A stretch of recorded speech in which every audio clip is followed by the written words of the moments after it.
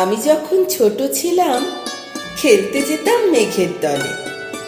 একদিন এক মেঘবালিকা প্রশ্ন করল কৌতূহলে, এই ছেলেটা নাম কি রে তোর? আমি বললাম, ফুসমন্তর। মেঘবালিকা রেগেই আগুন, মিথ্যে কথা, নাম কি এমন হয় কখনো? আমি বললাম, নিশ্চয়ই হয়, আগে আমার গল্প শোনো। সে বলল, শুনবো না, যা, সেই তো রানী, সেই তো রাজা, সেই তো একই ঢাল তলোয়ার, সেই তো একই রাজার কুমার পক্ষীরাজে, শুনবো না আরো সব বাজে। আমি বললাম, তোমার জন্য নতুন করে লিখবো তবে। সে বলল, সত্যি লিখবি? বেশ, তাহলে মস্ত করে লিখতে হবে, মনে থাকবে, লিখেই কিন্তু আমায় দিবি। আমি বললাম, তোমার জন্য লিখতে পারি এক পৃথিবী। লিখতে লিখতে লেখা যখন সবেমাত্র 2-4 পাতা, হঠাৎ তখন ভূত চাপলো আমার মাথায়। খুঁজতে খুঁজতে চলে গেলাম ছোটবেলার মেঘের মাঠে। গিয়েই দেখি চেনা মুখ তো একটিও নেই এ তল্লাটে। একজনকে মনে হলো ওরই মধ্যে অন্য রকম। এগিয়ে গিয়ে বলি তাকেই, তুমি কি সেই মেঘবালিকা? তুমি কি সেই? সে বলেছে, মনে তো নেই, আমারও সব মনে তো নেই। আমি বললাম, তুমি আমায় লেখার কথা বলেছিলে। সে বলল, সঙ্গে আছে, ভাসিয়ে দাও গায়ের ছিলে। আর হ্যাঁ শোনো, এখন আমি মেঘ নই আর, সবাই এখন বৃষ্টি বলে ডাকে আমায়। বলেই হঠাৎ এক পশলায় চুল থেকে নখ আমায় পুরো ভিজিয়ে দিয়ে অন্য অন্য বৃষ্টি বাদল সঙ্গে নিয়ে মিলিয়ে গেল খরস্রোতায়, মিলিয়ে গেল দূরে কোথায়, দূরে দূরে। বৃষ্টি বলে ডাকে আমায়, বৃষ্টি বলে ডাকে আমায়।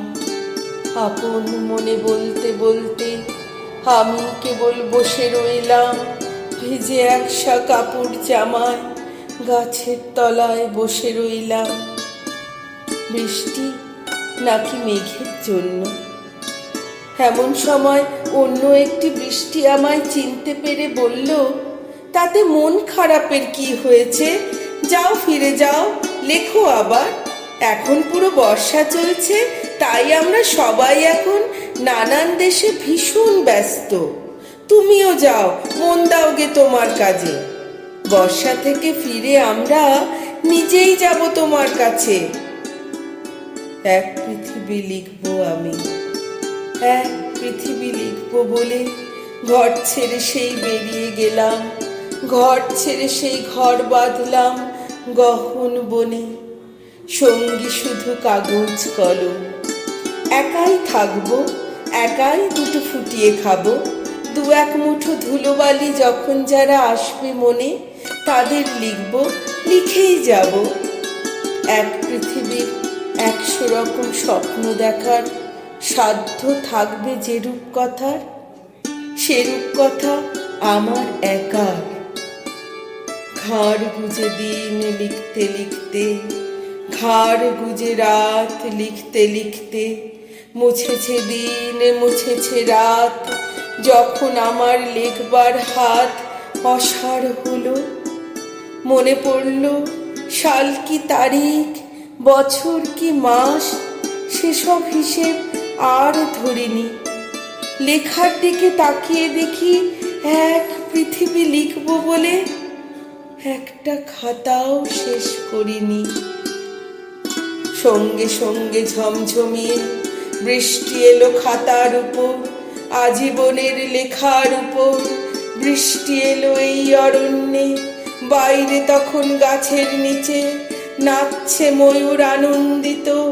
এ গাছ ও গাছ উঠছে পাখি, বলছে পাখি, এই অরণ্যে কবির জন্য আমরা থাকি।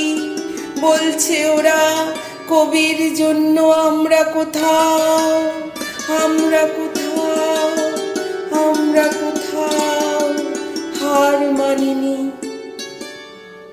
কবি তখন কুটির থেকে তাকিয়ে আছে অনেক দূরে, বনের পরে, মাঠের পরে, নদীর পরে, সেই যেখানে সারা জীবন বৃষ্টি পড়ে, বৃষ্টি পড়ে, সেই যেখানে কেউ যায়নি, কেউ যায় না কোনো দিনই।